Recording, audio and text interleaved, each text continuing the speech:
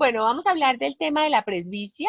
Como les dije en una charla anterior, yo he pertenecido al Club de Presbicia Internacional y creo que es muy importante hablar de presbicia porque la presbicia es el defecto refractivo que más impacto va a tener en el mundo, debido a que todos tendremos presbicia en algún punto de la vida y además porque la población va a ser cada vez más vieja. Aquí esto es una gráfica de la pirámide de edad en hombres hacia la izquierda y en mujeres hacia la derecha, en la cual ustedes ven el grupo presbita encerrado dentro del rectángulo rojo en el año 2000. Sin embargo, en el año 2025 ustedes ven que la pirámide se va volviendo más cuadrada y la población se va envejeciendo y el grupo de población va aumentando en ese sector. Entonces, todos vamos a ser más viejos, ya vamos a ser un poco más la generación de los años de los 100. O sea, yo les digo mucho a los pacientes, nosotros somos la generación de los años 100. Y mucha gente va a tener presbicia, pero no solamente presbicia unos años, sino 50 años de su vida. O sea que es un defecto refractivo del cual hay que hablar. Hicimos un estudio casi de 1000 pacientes en el año 2010, en el cual les hicimos la amplitud el error refractivo de base y la amplitud de acomodación a esos 1000 pacientes con el grupo del consultorio del doctor Eduardo Arenas y miramos pacientes entre 0 y 20 años, de 20 a 40, de 40 a 60 y de 60 a 80 y ustedes ven la curva de la amplitud de acomodación. ¿Qué nos muestra esta curva? Que la amplitud de acomodación de los 0 a los 20 años es alta. O sea, ustedes ven ahí que hay gente que tiene hasta 15 dioptrías de amplitud de acomodación, pero después de los 20 años cae rápidamente. Nos han dicho tradicionalmente que la amplitud de acomodación se pierde hacia la presbicia, o sea, hacia los 40, 50 años, 60, 80 años, pero ustedes ven ahí que realmente en todos los grupos refractivos de diferentes refracciones, la amplitud de acomodación cae rápidamente. Estos son los grupos de interés. Yo pertenezco al grupo de la International Society of Presbyopia y también he ido al grupo de Way from Presbyopia, pero básicamente son grupos de interés en el cual están las universidades más prestigiosas involucradas en el estudio de presbicia. ¿Qué es la pérdida de acomodación? Pues esa facultad del cristalino y su sistema muscular para no lograr enfocar más durante la visión cercana. Y obviamente ustedes ven esta gráfica de los 30 a los 80 años, cómo esa curva cae rápidamente y se pierde la profundidad de foco y esa facultad de enfocar de cerca que se llama la acomodación. ¿Cómo afecta la visión? La presbicia, desgraciadamente en este momento, tiene mucho impacto porque nosotros estamos entre un 60 y 80% enfocados de cerca. Utilizamos el celular, el computador y la lectura en la mayoría de la jornada diurna. Realmente la visión cercana ha perdido el impacto. Antes nosotros éramos jornaleros, agricultores, cuidábamos el ganado, pero hoy en día ese tipo de misiones laborales ya no existen y las personas están conectadas de cerca todo el tiempo y eso ha hecho que la presbicia tenga un impacto visual en la sociedad muy grande y es algo que hay que solucionar. Los síntomas que dicen los pacientes cuando están presbitas, uy, me bajaron la luz, uy, tengo que estirar mucho el brazo, tengo mucho cansancio, no quiero leer, me da dolor de cabeza, entonces tiene un impacto en la salud pública muy fuerte. Han hecho varios estudios, tal vez el estudio de calidad de vida en presbicia más grande es el estudio africano, que ustedes ven la referencia allí. Estudiaron cuál es la calidad de vida en personas que son presbitas y obviamente eso depende de lo que haga la persona, de si vive sola o no, porque no es lo mismo ser presbita y vivir sola que estar acompañado, o sea, ser dependiente, la deambulación que tenga la persona mayor, las actividades que tenga y obviamente esto da unos récords o unos rankings de calidad de vida.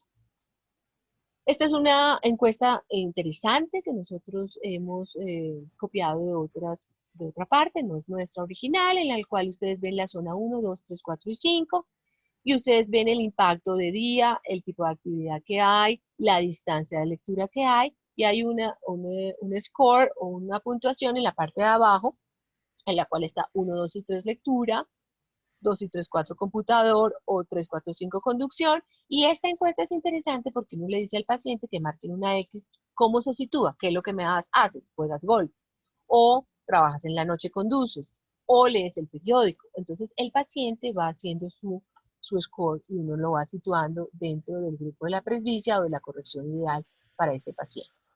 Esto era lo que les decía de la calidad de vida, del impacto del estudio africano. Es muy interesante, ustedes ven ahí que hay algunas cosas que son significativas y otras no. Hablábamos de la dificultad de vivir solo en la casa, por ejemplo, que es muy significativa. Eh, Algunas actividades que son difíciles de llenar, por ejemplo, los obstáculos, caminar, etcétera. Y ustedes ven ahí la significancia de la P en las diferentes actividades que se lograron en personas de 40 a 50, de 50 a 60, 60 a 70 y más de 70, y con la puntuación es de básicamente hasta 100%, pero es muy interesante que hay cosas que a uno le parecen muy importantes, por ejemplo, la diferenciación de color, en el estudio de presbicia se vio que no, o por ejemplo, la dificultad de ver objetos de cerca y resulta que en el estudio de calidad de vida eso no es importante para el paciente. Entonces, este es un estudio muy interesante que me parece que, a pesar de que tiene algunos años, tiene un impacto interesante. Tratamientos, obviamente, gafas, lentes de contacto, monovisión, cirugía con láser y todas las técnicas intraoculares de manejo de la presbicia con cirugías refractivas y facorrefractivas.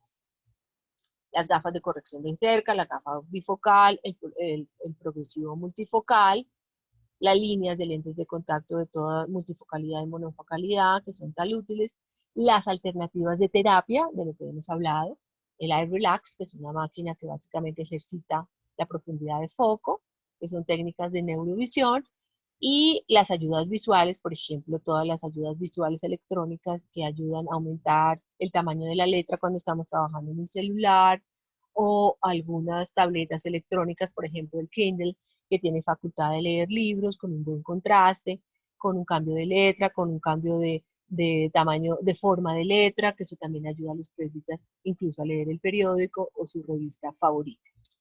Vuelvo a contarles que yo fui quien ideó el protocolo en el año 2013 para las gotas farmacológicas de presbicia, lo presenté dentro del grupo internacional de presbicia y básicamente lo que produce esta unión de gotas es miosis, con un poco de aumento de profundidad de foco y un aumento de acomodación que van entre 0 en algunos pacientes y 1.5 dioptrías de acomodación.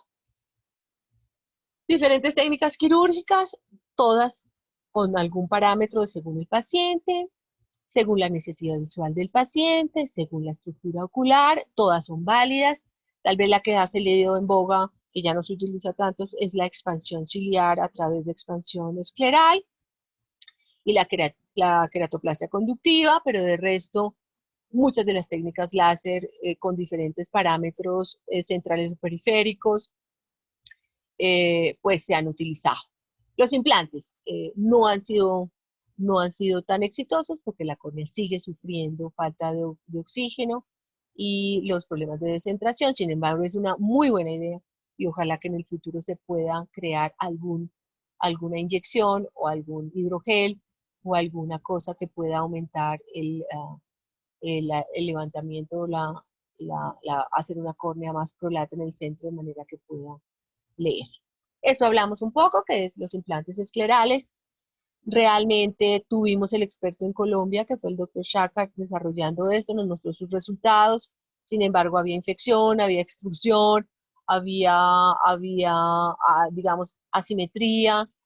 No es fácil, es una buena idea para aumentar el espacio del cristalino de una forma externa, pero realmente no ha sido una cosa exitosa. La monovisión sigue siendo lo más utilizado, a pesar de que hablan de multifocalidad. Hay una satisfacción entre 85 y 95%. Se puede hacer con lente de contacto de prueba, se puede hacer con láser o con cirugía paracorrefractiva. Lo aceptan muy bien las mujeres, un poco menos los hombres, porque los hombres en algunas circunstancias necesitan manejar más o hacer otras cosas que requieren 3D. De todas maneras, el 3D se pierde un poco. No es apto para personas con empleos o digamos, actividades de alto riesgo, mucho menos para pilotos. El famoso caso del avión de Delta Airlines que se estrelló porque su piloto tenía monovisión. Obviamente hay que tener cuidado cuando se sugieren este tipo de técnicas. Lentes difractivos, los previos, los anteriores que se han utilizado tanto, con un poquito de defectos de visión de contraste, con un poquito de visión de glare, han sido útiles, las adiciones se han ido disminuyendo porque la visión intermedia no había sido tan exitosa, entonces pasamos del Restor más 3 al 1.50, los lentes trifocales, que tal vez son ahora lo que más se utiliza, muy interesantes en visión intermedia, porque tal vez la visión intermedia, lo que estamos hablando en la calidad de vida en este momento, tiene un impacto muy grande, hay muchos modelos con unos resultados exitosos y obviamente tal vez es tal vez lo que más quieren los pacientes hoy en día, tener una visión intermedia al celular y computador útil, que es lo que en su tiempo laboral están haciendo en forma más. Los acomodativos, las casas comerciales de diferentes marcas los han tratado de implementar, son lentes de diferentes materiales más líquidos, moldeables, con diferentes fuerzas de tensión, interesantes. El protocolo de Synchrony se hizo en Colombia, tuvo algunos éxitos, sin embargo la fibrosis capsular hace que se vaya perdiendo el efecto. Esto también es interesante y ojalá volviera, seguramente en algún momento se va a utilizar. Esta es la plataforma de estudio, el protocolo de estudio del Bascom Palmer en geles inyectables para pacientes presbitas en ratones y en conejos.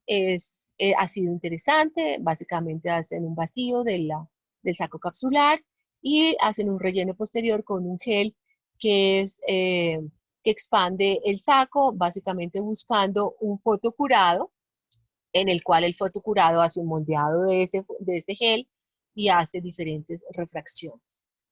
Muy interesante. Yo creo que eso también es un protocolo que ojalá volviera y ojalá se implementara por la FDA. Esto es un protocolo del doctor Ronald Kruger de hace algunos años. Se probó en unos protocolos clínicos en la ciudad de Panamá y también en México, en la clínica, en uno de los hospitales grandes en La Ceguera. Hacer diferentes formas de láser de forma intracristaliniana, buscando deformar o reformar el cristalino de manera que la presbicia se pudiera tratar.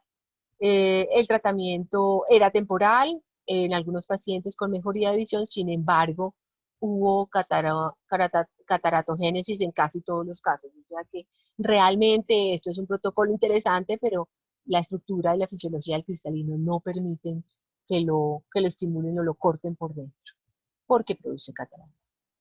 Lo que hablábamos de los materiales moldeables con luz, esto es un protocolo de California en el cual también utilizaron una silicona fotopolimerizable parecido al protocolo del Bascom Palmer, en el cual ellos lograron una multifocalidad, o sea, hacer un molde dentro del cristalino con un gel después de la radiación, muy interesante, expandiendo la cápsula del lente original, o sea, del cristalino original, en el cual producían diferentes anillos polimerizables, digamos, endurecidos con un gel original, produciendo un lente multifocal artificial dentro del ojo a partir de una sustancia líquida o semilíquida.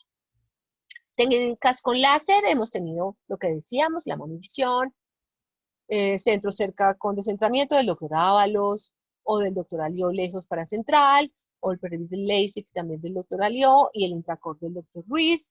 Eh, Algunas con problemas, con glare, unas no se podían retocar, unas producían descentramientos y visiones dobles.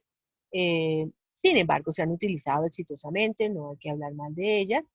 El CK ya se fue, ya no es una tecnología que utilicemos, lo usamos, lo llamábamos el Botox de la presbicia, duraba unos años, entre un año y medio y más o menos unos 3. A algunas pacientes les gustaba mucho porque en un ojo hacíamos monovisión, incurvábamos la córnea mediante esta técnica, que es argentina, entre otras cosas, y también de la doctora Penny Asbrook, que ella la utilizó para manejo de astigmatismo en pacientes con miopía, a quien respetamos y queremos mucho, la tuvimos en Colombia enseñándonos el CK a ella, y se fue para no volver, pero realmente pues es una técnica que se remodela la córnea, sin embargo tiene una regresión supremamente alta.